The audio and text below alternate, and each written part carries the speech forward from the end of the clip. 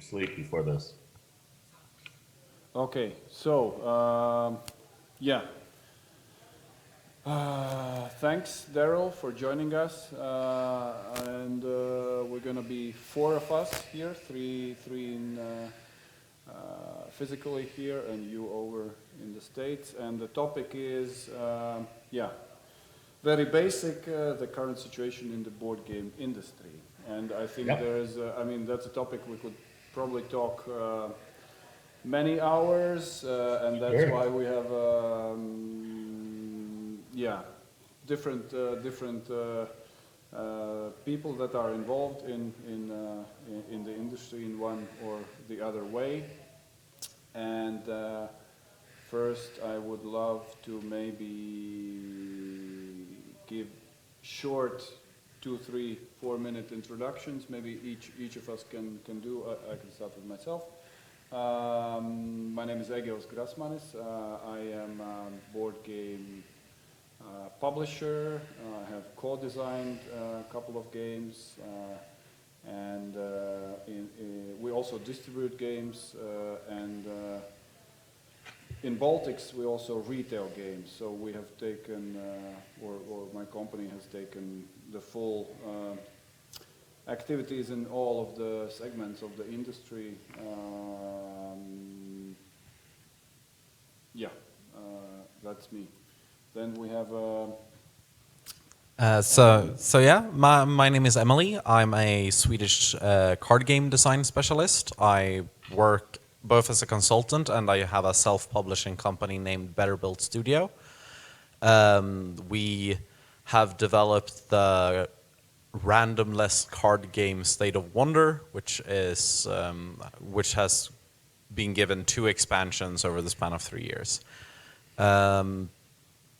Other than that, like I have kind of fallen out of the main part of the board game industry, and I've been like specializing entirely on the card game and trading card games and living card games and deck builders, but also going into digital and VR and how those influence the board game industry at large. So yeah, that's pretty much me. I climb in my free time. That's, yeah. Cool. Thank you. And I'm Artem Nicipurovs. I work as a game designer for a publisher called Wolff Designa. You probably never heard of us because we're relatively small. We have published 3 games, Guards of Atlantis, Warpgate, and Trickshot. And Guards of Atlantis 2 is currently in production. Hopefully will be ready soon.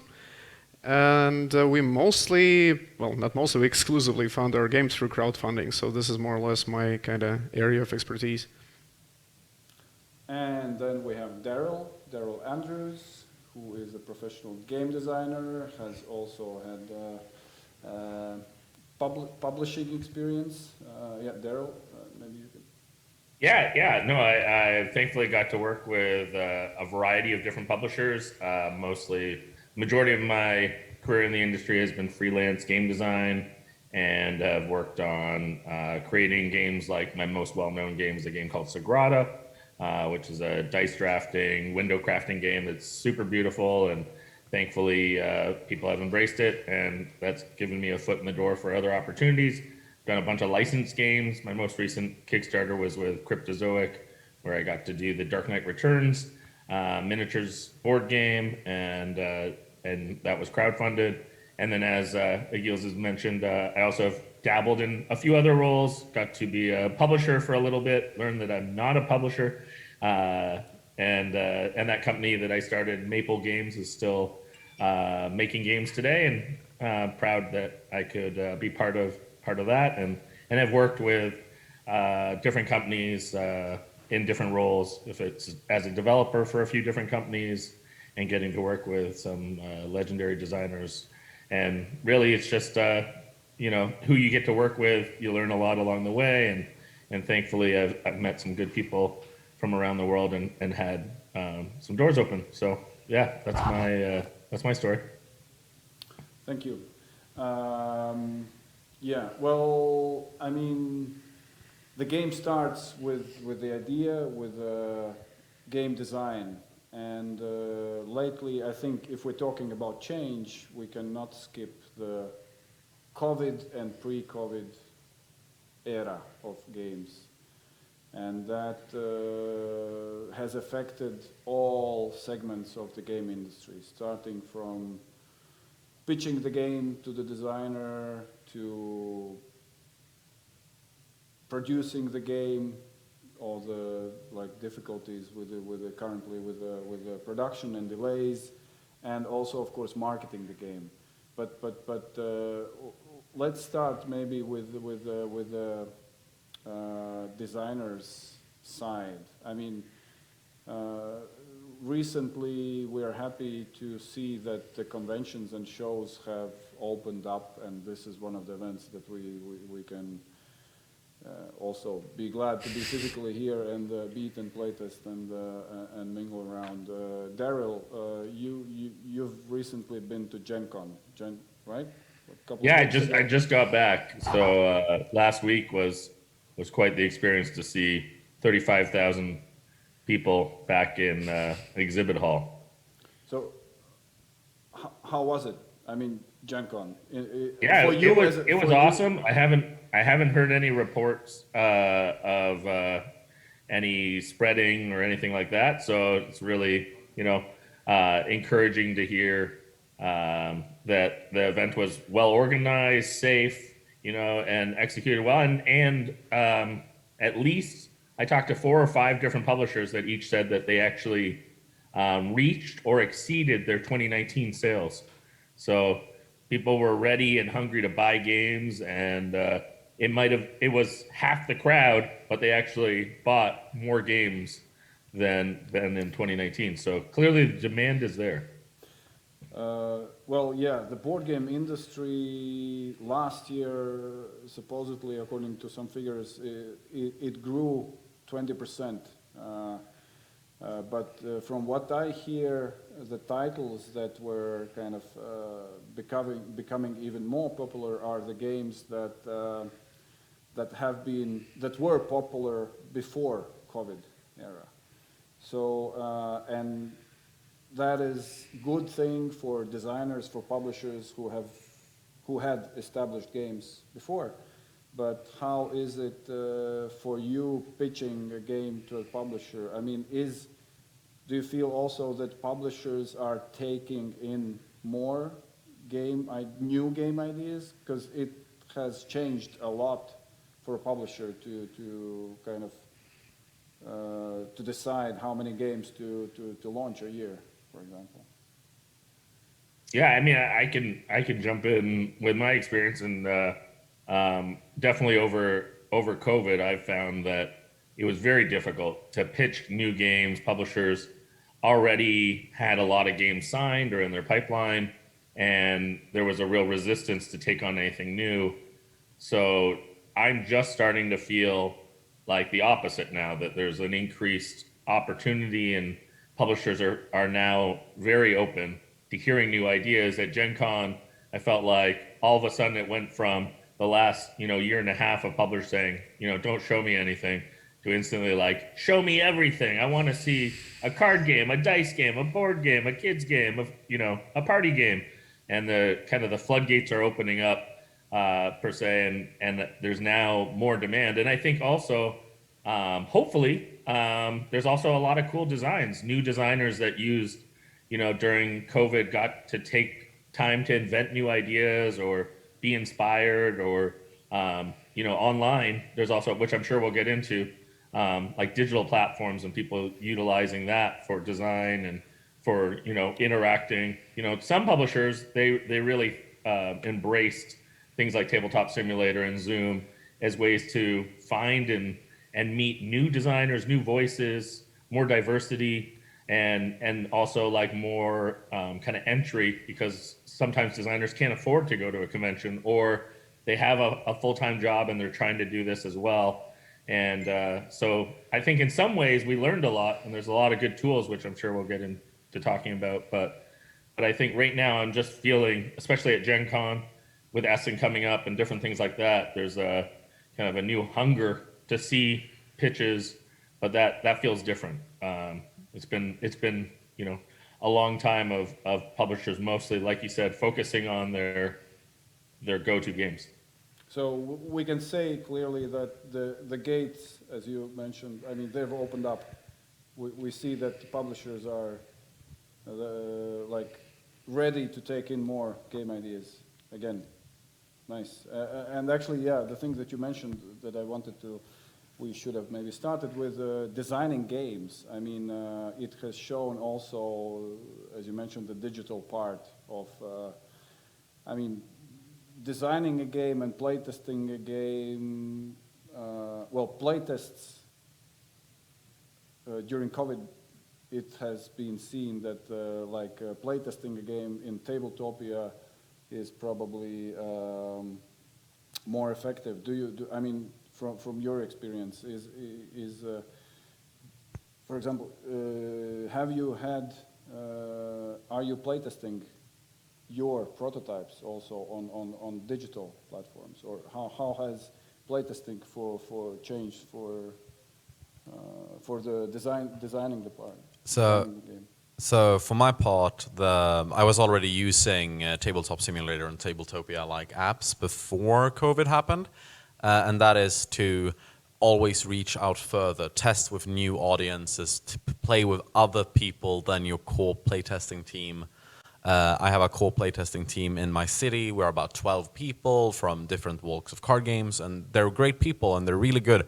But as soon as we start testing a lot, like sometimes you're like, oh, but we need to try the new player experience for this product, or we need to test the new how easy it is to learn the rules, and then you're like, oh, but where do I find those people? And Tabletop Simulator was our solution to that even before Corona happened.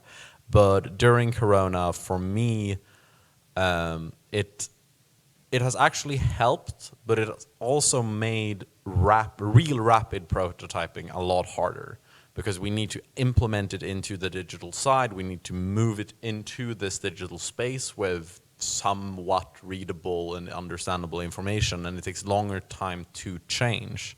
So one of the things that we did was that we started using table tracking apps with webcams that just face down on the table, and then we paper prototyped everyone in their own home, and everyone built one prototype each so they could track each other. And that was how we iterated, could keep the pace of regular paper prototyping while also getting the upsides of having Tabletop Simulator for more sharp prototypes where we're testing game understanding or game rule understanding and tactile experience and all that. I also think that one of the things that Tabletop Simulator kind of misses out on, or Tabletop Simulator like apps, there's a lot of them today, is that we miss out on both the social experience and the tactile experience that happens at the table while we're playing. So I think it's a great tool, but we need to do all sides of that testing. It gives us more information and more data to work with, but I don't think it will replace physical testing as long as board games keep being played in a physical space primarily. Yeah, I can very much relate to what you were saying. And my story is very, very similar. We actually almost never playtested in real life. We usually only playtest in real life either very early prototypes where either I will be doing it myself or with core playtester group. And then as soon as we move to more like development work, that all happened in Tabletopia. But from my point of view and from where we are, that's more of a necessity, always was, because a smaller country, less availability of playtesters. So you're saying you have a group of 12 in your city. I can envy that. Never had a live testing group like that. So I kind of always did it in Tabletopia, and I continue doing so. But what you were saying about lacking certain tactile and social experience, I completely agree. And I think we never should forget that, and testing should absolutely happen in both mediums. Emotions. Yeah, but emotions, once you know your playtesters, because we were developing the last game very, very long, it was like a almost 3-year period of time, you know those guys. Like eventually I can almost, read the emotions by just hearing them, because I played with them a lot. But not the same thing as in real life, of course. Yeah, I might give a little bit of a different answer, in that I'm a bit of a Luddite, in that I'm in cardboard and dice and all that because I'm not a technology person, which I appreciate, and I know my skill sets, but I also know my weaknesses. So before COVID, I avoided any type of digital platform, and quickly realized during COVID I had to learn and catch up. But I also, as Emelie was mentioning, the trade-offs. Also, I think we're all discovering how to compensate for those things. So I love the table tracking that you mentioned, because that was a solution that I found that was really helpful. But also, it showed me that there's a time and a place that digital platforms help. And so for myself especially, it doesn't help too much on the front end, but it really helps on the last stages of testing. So especially that fine tuning, that tweaking, that getting it wider, as other people have mentioned, like it gets a lot more playtester. I'm a little spoiled because I run pretty big playtesting groups, and I have a bunch in my area, and so I got kind of lazy because I'm used to that. But I'm also excited that that's opening up again, because then I can try to use both. I can try to find those ways, because as mentioned, like Emelie was saying, like even there's drawbacks. So like, for example, like time, run times were crazy on Tabletop Simulator comparatively to in real life. Like games ran way longer, and I couldn't judge, is this game outstaying its how long it should be? But then when I get in front of people in real life, it would run really quick. And so, things like that become hard to really judge. Same with like fiddliness. In something like Tabletop Simulator, you can have a bag of infinite components. Well, that doesn't really work in real life. And so, figuring out things like, what is practical? What is, what are the appropriate amount of components so that it still works? Those kind of things I still had to, even by myself, physically cut out and do and test kind of the UX in real life instead of just on digital. And I hope some of the games that came through this time that were digital first, maybe they'll kind of do it the opposite way. They'll do it backwards and start testing it physically. Yeah, and I think that's really interesting, because even pre-COVID times, when we were using Tabletopia or Tabletop Simulator to playtest, I had a friend who playtested his game mainly through Tabletop Simulator, and he had a mechanic that just didn't work in Tabletop Simulator, which was snatching cards from someone else's hand. Right. And to go through the motions of keeping the card hidden and flipping it in your hand after they have picked it and doing that, it increased the... Like, in real life, that's a really simple motion. It's like, I take that card and I draw it across the table and then I add it to my hand.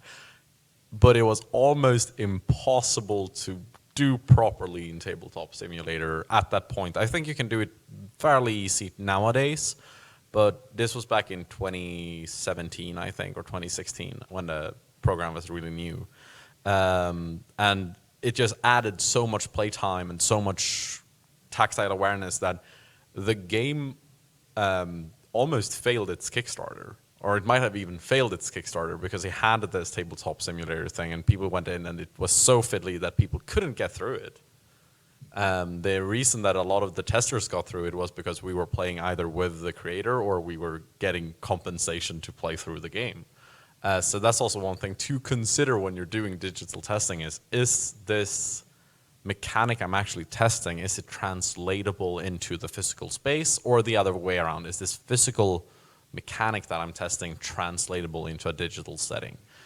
So yeah. I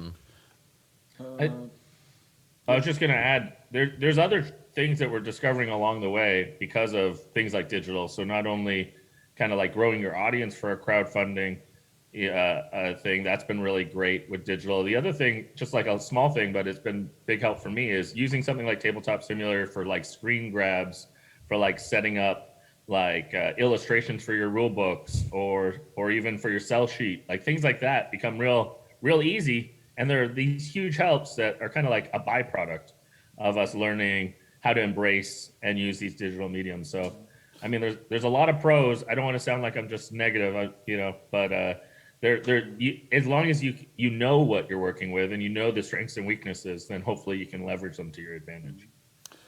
Okay, but let's move to the next stage, like relationships with publishers and the way how games get pitched. Do you, as designers, do you feel habits of publishers have changed, or are they also more open to get games pitched over Zoom or over Tabletop Simulator, Tabletopia, or Daryl, what are your observations?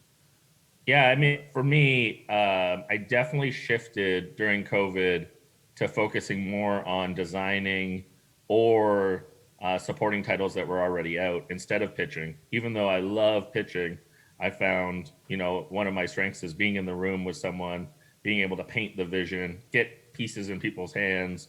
Like these were kind of like my go-to moments in a pitch was get people to feel the fun. And that was much more difficult through a Zoom meeting.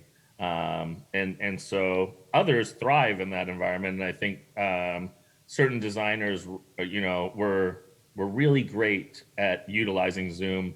I was not one of those people. So instead I use that as just like, hey, let's keep in touch, continue feeding the relationship, which is great, but not pitching games as much.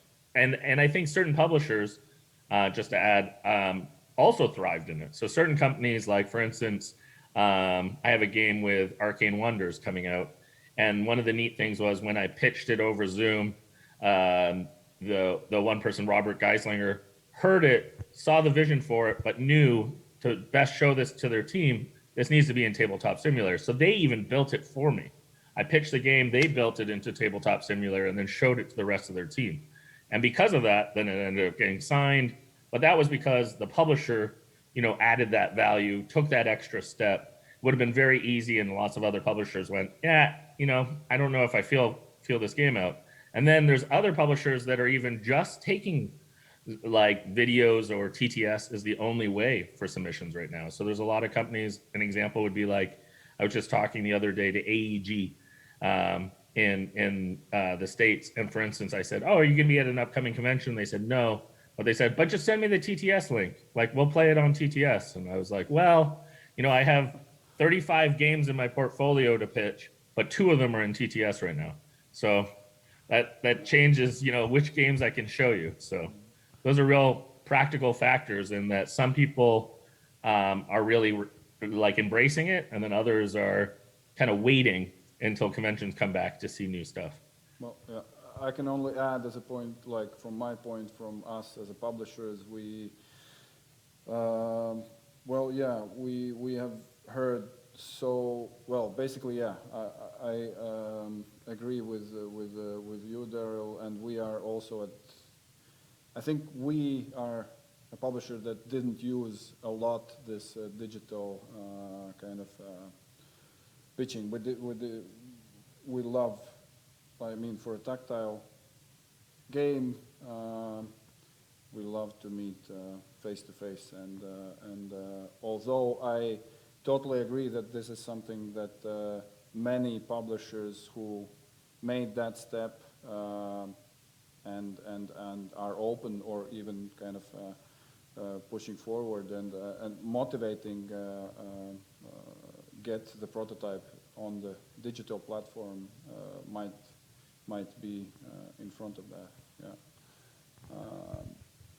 So I don't really have a lot to add on this topic because I've been doing consultancy work more. But the one thing I've been noticing is that more companies, even smaller companies, are now looking for game designers to come in on a project and design something for their art thing or for their TV show or whatever they're doing. So I've been getting more requests recently for build me a board game than I have ever had before. And I think that is due to Corona ending and a lot of these other outside studios or outside the board game industry, people are now coming to us and are like, yeah, board games is a thing. Can you come and make a board game for us? And that's been a realization as well as a like, oh, now this is becoming more mainstream. People are looking into it as a more mainstream media where we will go and build these things for people. And I think that's great for individual designers because now it's not only designers chasing publishers. It's outside companies also chasing designers. And I think that gives designers a better power level or power capacity within the industry because it allows us to both shop around for work for hire, but also work on our own things and pitch them. I've been mentoring a guy in Sweden who is really into this. He loves to pitch stuff and he loves to do that. And I'm like, would you like to try out some work for hire as well? I have a contract that I know that I won't be able to pick up right now. Do you want me to put you in touch with them? And that's starting to work out for him. And I think that's an opportunity we don't talk about in that relationship as much either. Yeah. And I also have a self-publishing company, so if I really badly need to publish a really like pet idea that I want to make, I can sometimes do that just from my own pocket or my own company pocket. So yeah. Nice. Okay, well, the next kind of is probably the part where publishers develop and launch games, and I think it's well, yeah, I can say again from our perspective, we haven't published any new game for the last 2 years now, and that is well, not due only to the fact that it's right now. I mean, the way the games got popular, especially with maybe smaller publisher studios or indie studios, are the events and the shows, how games get the attention, traction, and that is not really happening. So the way that games get buzz, I mean, that's where Kickstarter, in a way, I mean, Kickstarter is a platform that people have used, publishers and game designers have used, and it has served a lot as a marketing tool, no matter if it's a Kickstarter exclusive or kind of game that. I mean, many publishers make a game and they do a Kickstarter only for the marketing purpose. No? Well, I mean,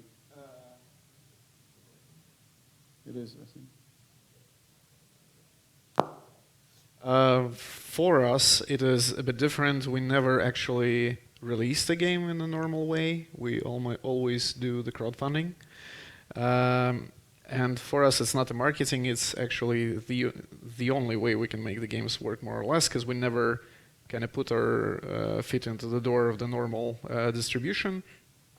And we were very kind of skeptical when the whole pandemic thing was just starting.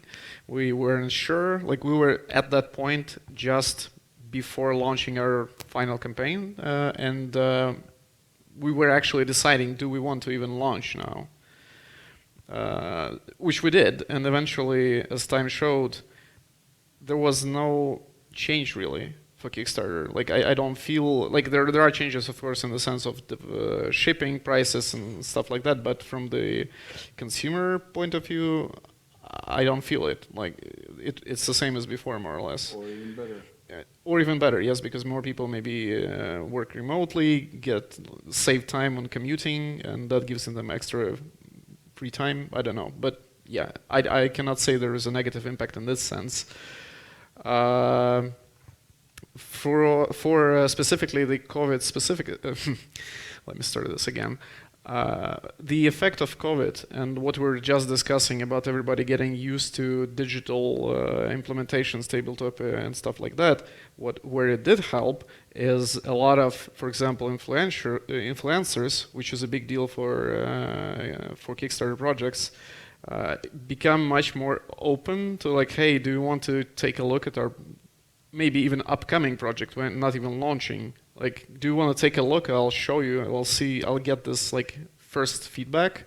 Like, is there potential? Should we maybe work more on it?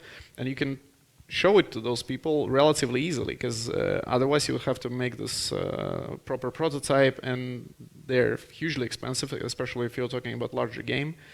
So in this sense, I think it's great that everybody's kind of giving in to the idea of, hey, tabletop and tabletop simulator exists. So you should definitely join us in this sense, because not all of us are in the area where playtesters are available and stuff like that.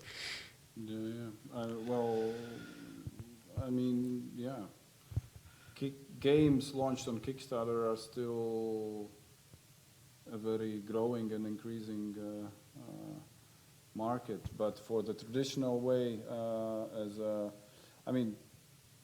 I think, publishers that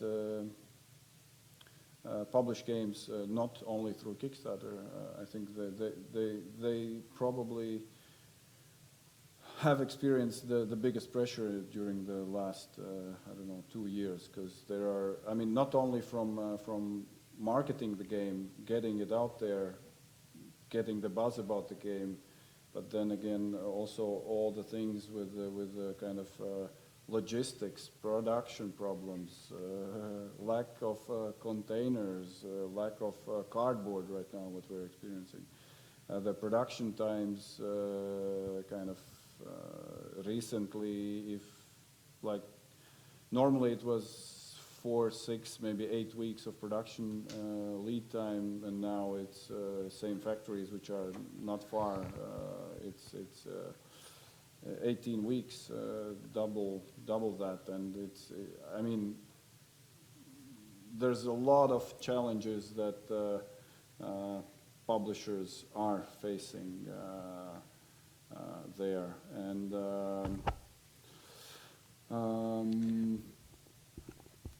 yes, Daryl?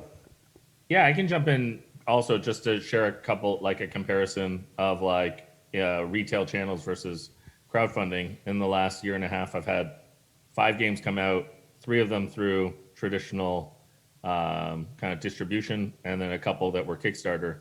And they've had pros and cons, so I can kind of use it as a bit of an example. So for instance, I had a game that went through pretty traditional channels. For example, Gangster's Dilemma or Seven Summits. Gangster's Dilemma came out with Eagle Griffin Games. Seven Summits with a company called Deepwater. Both of those games, people that played them have given them good reviews, and in normal times, those games probably would have actually, I think, done really well. It's funny because, for example, Seven Summits actually plays better with more people, and that's a difficult thing to get to the table over the last year and a half. So I even had, Artem was mentioning influencers and how important they are. Well, I had a lot of influencers that would say on their Twitch stream or whatever, hey, this is way better with 3, 4, or 5 people, but for now we're just showing you the 2-player experience, or can't wait till the world opens up again so that we can play this with people. And as good as that is to say, that doesn't make someone go online and buy it. So, hopefully as the world opens up, people will discover it still, but because so many games are coming out, that's also how, you need a lot of luck for a game to take off. And there's a fear there of did we miss our opportunity because it came out during COVID? And that's a real, potential. It could, a lot of games, they only get, 1 or 2 chances. And so I look at that and maybe it'll pick up momentum again, but it also might be forgotten. Versus another game that I had come out during COVID was the Titanic board game. And that was with Spin Master. Well, Spin Master has a lot of influence and power. And so, for instance, they got that game in Target and Barnes & Noble and all these big box stores, and those places were still open. Those places were still, during COVID, one of the few places that, you know, people could safely go. They were able to put in measures. And so that game sold really well because everyone's like, we're stuck inside. I recognize this movie, this license, whatever. And they go, all right, let's buy that. And so that game did really well, maybe better than we expected, because people were like, I've seen that movie. Sure, why not? And so that was like in the retail channel versus when I look at crowdfunding, like for instance, I had Dice Theme Park come out with Alley Cat, and I had the Dark Knight Returns come out with Cryptozoic. I would say that both of them, they did good. From the outside, most people would be like, hey, those were really successful campaigns. But the expectation from those was actually much higher. The hope was, you know, that they could really like do even better than ever. And I think a lot of Kickstarters did good, but they kind of spread out.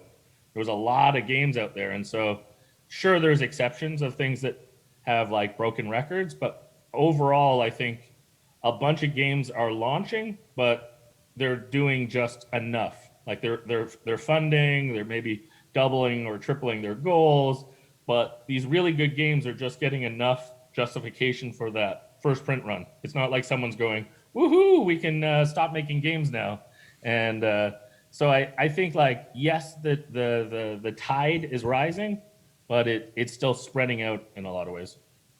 As someone who hasn't been working on Kickstarter during this time, but have just been looking at the trends and how it's looking, I think that the average Kickstarter is doing 2 to 3 times, as you mentioned, maybe 5 times what they set out with as a goal. And when I was making my own Kickstarters more back before COVID, the goals we wanted to reach was 10 times or 15 times to really start making a killing. And that's wishful thinking for some games and what you actually need to keep producing and keep doing print runs in the future for other games.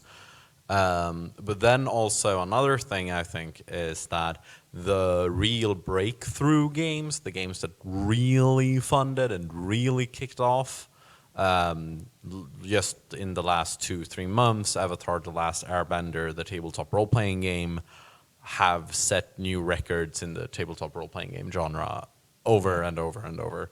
And I think that those breakthroughs can happen more now because people are more aware of the Kickstarter as a program, but people won't buy into things that aren't supermassive hits in the same way as before. I had a question, though, mostly for you, actually. But is this the trend that is happening due to COVID, or is it a general trend that was already happening and was just kind of sped up with COVID? Because I kind of sort of link it with the introduction of crowdfunding in general. Like, a lot more games are being made, COVID or not. And now you have another website as well. You have we were talking about Kickstarter. We also have GameFound now. So this thing is also kind of growing, right? So my question is, maybe this is just the way everything goes to. So we're gonna see more kind of more campaigns, each of them smaller, except the outliers. I don't know, theory. I don't have numbers to back myself up here. Part of that general trend is also the big games that are breaking through are the Avatar: The Last Airbender style games, the ones that have a really big brand and a lot of backing from large companies, I think. So I think that is also a general thing we're going to see, is that split being more apparent in the future. Yeah, exactly. I think, the names, the big brands, the big publishers and the big IPs, the games, I mean, they will,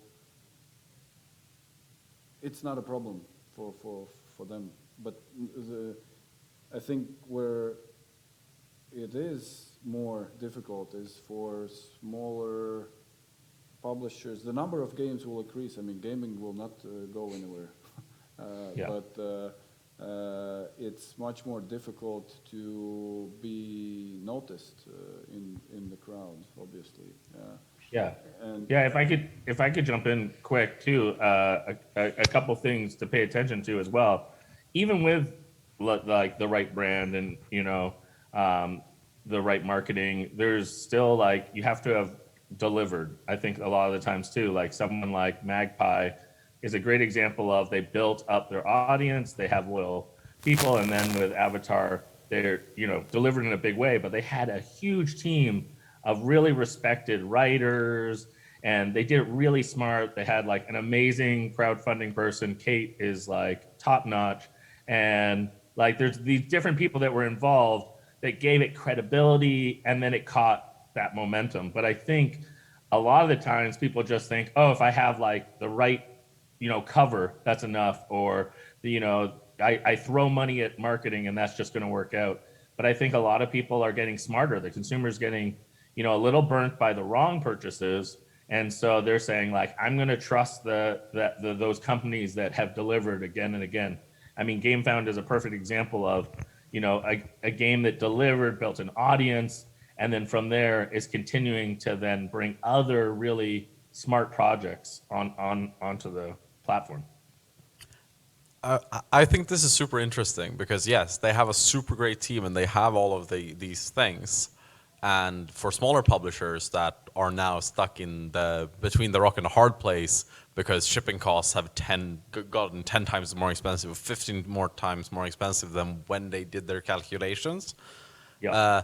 They are now being put into a bad light because of this, because they can't physically deliver their products right now. They can't physically do the things that they needed to be doing unless they had a local manufacturer or a local shipping company already lined up. Like when I was doing my Kickstarter, we had both a Chinese company and a Chinese shipping company ready on standby if we were going to do breakout numbers. But we also had a local option for when we were just if the first print run is just going to be 500 units, then we don't need to go to China. We can do this from our local manufacturing in Sweden, which is awesome. They're great. It's a bit more expensive on one end, but it's also a lot less overhead. No shipping, no freight costs, no warehouse costs, and that was like a risk that we did, that like if we can calculate it this way, this really works out. And I think that might be something to start doing for new board game companies that don't have the extra capital and the extra mileage to always go to China. I think that's where we kind of need to start thinking. Speaking of shipping and Kickstarters in general, I don't actually think that it's a funny thought. I don't think that much have changed. And what I mean by this is you should have calculated your shipping before, and you should calculate your shipping now. So for crowdfunding, it might actually be even less of an issue than with regular channels, because in the end, you are passing on this cost to the backer. As long as you're clear with this and it's visible, it's not like you have to pay more. It's like you might have less backers because not everybody can afford that. But like if you do your calculation right, you should be fine. If you do your calculations wrong, you will be in a bad place. But that was the case also before. But if you do the calculations on current prices and you have to ship in 1 year. What I've found is the backer community in general is hugely understanding as long as you're open and you present information at regular intervals and you explain everything that is happening.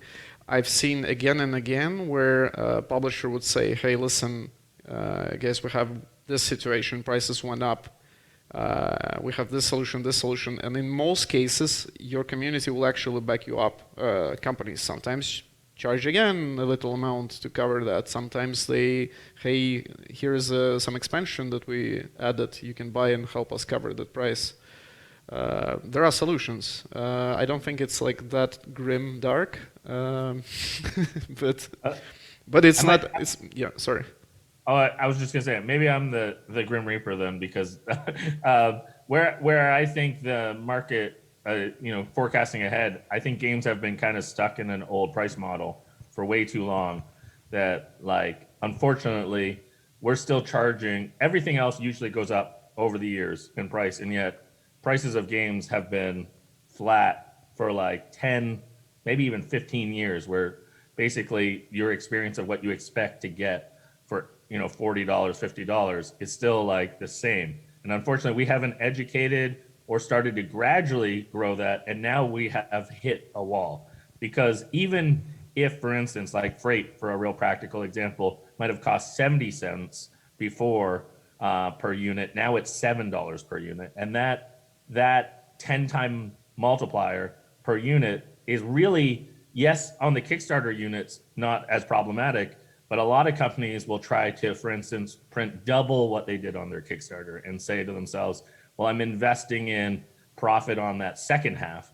And now that second half has a $7 cost hidden in there instead of a 70-cent cost built in there. And so all of a sudden, that has to be adjusted on the final retail price of the unit. And so, yes, on the Kickstarter units, I think the community is willing to adjust. But the problem is they're not willing to pay $14 more to compensate for that print run. They're maybe going to chip in $5 more or $6 more or $7 more, but you printed double and you haven't, dealt with that, say, that other amount. And also, we're seeing more and more games that they just cost too much to get into retail. So there's enough margin on the Kickstarter, but then once you start talking about third-party licensing or getting into distribution, there's just not enough room there. So that's where I think I predict a 15 to 20% hike on your average price of a board game by next year.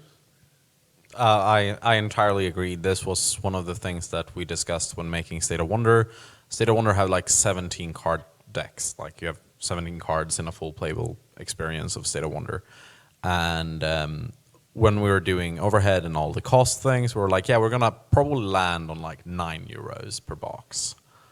And then when we launched and everything went around and it was starting to go up, people were like, oh, but €9 for 17 cards is really expensive. And we're like, yeah, but we can't be Magic. We can't print 100,000 display cases. We can't do that. So our overhead was much bigger than we expect. Like our baseline cost was much higher than any of these really large games, but that get a massive kickbacks because of printing quantity.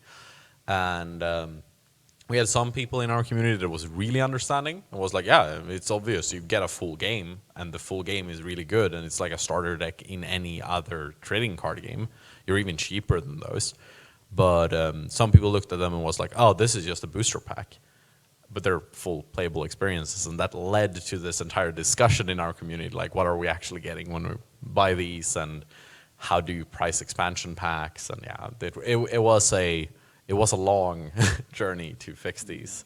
It's a general issue that a consumer will normally kind of gravitate towards pricing your game based on what's in it, which is false already, like from the start. Like you cannot do that. Like it never includes development times, all this stuff, because it's not seen immediately.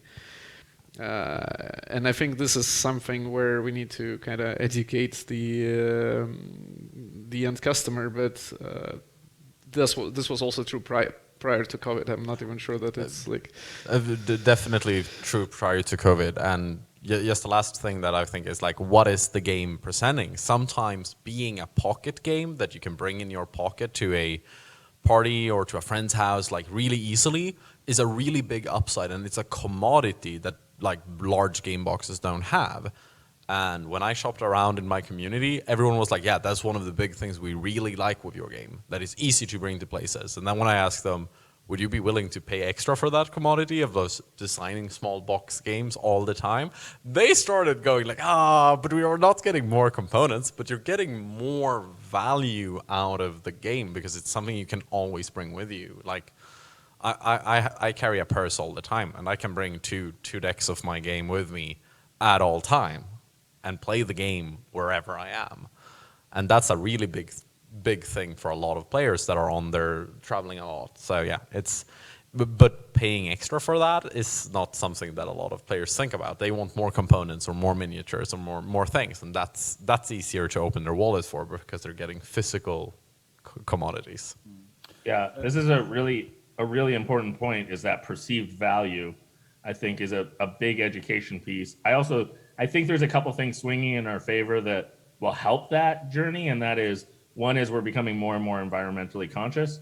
So that is now growing. The consumer is more and more valuing, I don't need a big box of air. And so that's really important. And I think that will work in our advantage long term. But we're going to keep running into these examples of, I want it small, but I will pay more for more stuff. And so those two worlds, are in collision course. I think the other thing is, as mentioned, like games being able to be transported and be able to be shared. As the world opens up, that value system is going to increase as well, because now we want to bring these games with us while we go out finally from our houses and as we mix and mingle more and more. So I think those are two things that are going to help that journey. And those are trends I'm already seeing from publishers saying, do you have something small? Do you have something that, is portable? Those are values that people are identifying or trends moving forward. I think the other thing is there is a little bit of pressure or onus on us designers and on publishers to become smarter again on trying to be elegant and trying to be more frugal with our designs, because we kind of got spoiled with this, like, let's throw everything in the box kind of moment where we threw in so many miniatures and so many other things. And the reality is, as designers, we have restraints, and restraints are a good thing.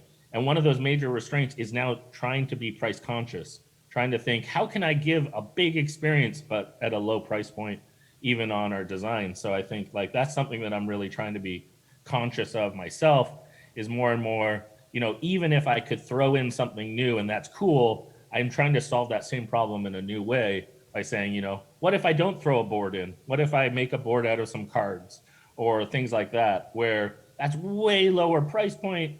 And so then that's attractive because a publisher has that room to make that game, or that game is less heavy. So then freight is going to be, more possible, or that packaging can be smaller so you can fit more games in a box in on a shipping container. So I think all those things are now new pressures on designers. And we used to think about that, but we kind of had this period where we started throwing more and more things in the box to convince people to buy our stuff. And now we have to realize, whoa, we got a little indulgent there. And now it's our chance to say, what if I couldn't put too many bits in the box? What if instead of adding more and more and more, I say to myself, how can I make this more and more affordable? So that's another thing. Yeah. One last topic I would like to touch in the end is retail. And I'm not talking about mass market, Walmart, Target, or the big players.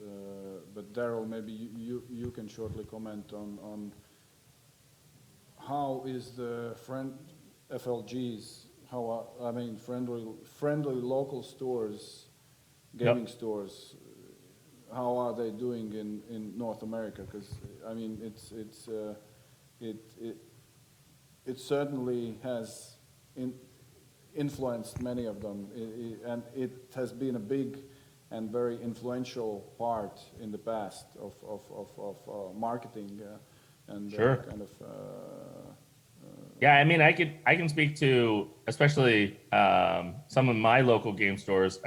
Some of my favorites didn't survive COVID. That's a reality. We lost some really good stores because it was hard to staff them. There wasn't enough demand. As we mentioned right at the beginning, certain games, evergreen games, sold really well, but then a lot of the less known games that didn't have the marketing or didn't have the cons to spread the word, those games just didn't sell. And so some of the big ones, they got picked up by those big box stores and they sold great, but that meant a lot of people couldn't even get into, friendly local area game stores. So that happened. Now, some of them, they adapted, they created online sales platforms that made them, pick up, and these different tools that game stores started implementing, that helped them survive.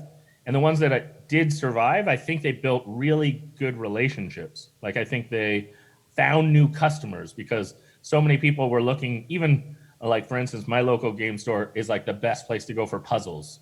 And so, for instance, because they had a ton of puzzles, everyone wanted a puzzle. But then while they were ordering, they went, oh, what's this game I see? And so then by slowly like building and getting wider as a store and more people kind of discovering them, I think they're going to do really well long term because now they have more people that know of them and are checking them out. So I see both. I see some that adapted and now will gain from it, but unfortunately we lost some stores. Maybe some will come back, but also some of that business switched over to big box. Okay. Yep. So where I live, we have a board game cafe and we have a game store. And the game store basically survived through being a anime house as well. They sell Japanese goods and Japanese candies, and that like carried them through each of the summers. They had record sales during the summers because we're a tourist town, and then they just went into like, we have 4 hours open every week. Come in, buy your games during these 4 hours. We can even send you your games out. They started having a home delivery service of games, basically. And our board game cafe, which I have been a huge part of for many years now, I'm just Discord server admin, and I am in charge of doing this big gaming conference that we do as well. We survived basically through starting a library for board games. So people could, we had a list and people could go in and like, oh, I want to rent this game or I want to lend this game from the board game cafe. And then they showed up, lent the game, went away, came back a month later and turned it back in. And that's how we kept interest in the board game cafe. And we're looking to open up now at the start of October again. And that's something I'm really looking forward to. Sweden is letting loose most restrictions at that point. So we're hoping that we can go back and start playing again. And I don't really know how we survived because there's not a lot of people left in that community. Like the Discord servers are getting less and less traction because we can't do what we need. We can't do the one purpose of our cafe, right? Well, yeah, we also actually opened the board game cafe 2 months ago in Riga, and we can't. I mean, yeah, all evenings are full and people are there, so people coming back to normal and playing games.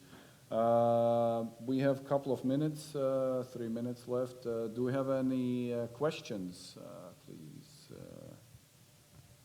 Maybe any? I just want to mention a cool thing that we did in card games and where we were, and some of the companies I've been working for. We kind of like, because we had the backup of having a digital team in some of the cases, we went into, what if we just build a very easy VR platform that we develop in? And we just did some very, very basic, like tabletop simulator style mechanics and physics for the things, and we started developing in that. And that was a lot of fun, and it was also very crazy, but I don't assume that every board game designer just sits around with a VR headset and can have the resources to do that. But it's definitely a great thing because it actually mitigates one of the problems with tabletop simulators, that if you do it well enough, you have the social interactions and the body language intact while playing. It comes with other problems like tactility and feedback and all the other things that we're discussing in the other hall right now. But yeah, it was just a side note that this is a thing that I think we will, at least in card games, we'll start adopting more and more. Is it available for? No, we don't have a Tabletop Simulator has its own VR client that you can use. So if you have a VR headset, you can go and use that. We used in-house tools in the companies I've been working with. So unfortunately. Okay, we need to finish, unfortunately. Yeah, I think, thank you very much for the talk, very interesting talk, and I think we could spend an hour more. Daryl, thanks for joining us over Zoom. Pity you couldn't come this year, but maybe next year if we move hopefully next year. If we move the conference closer to Essen, maybe more people will come from North America, yeah. But you're coming to Essen, right? I am coming to Essen, and yeah, if next year is closer, then I can justify it easier to the family. So yeah. Thanks for joining, and thanks, Emelie. Thanks, Thank you. Artyom. Thanks everyone for watching. And bye-bye. Bye, Daryl. Bye, Daryl.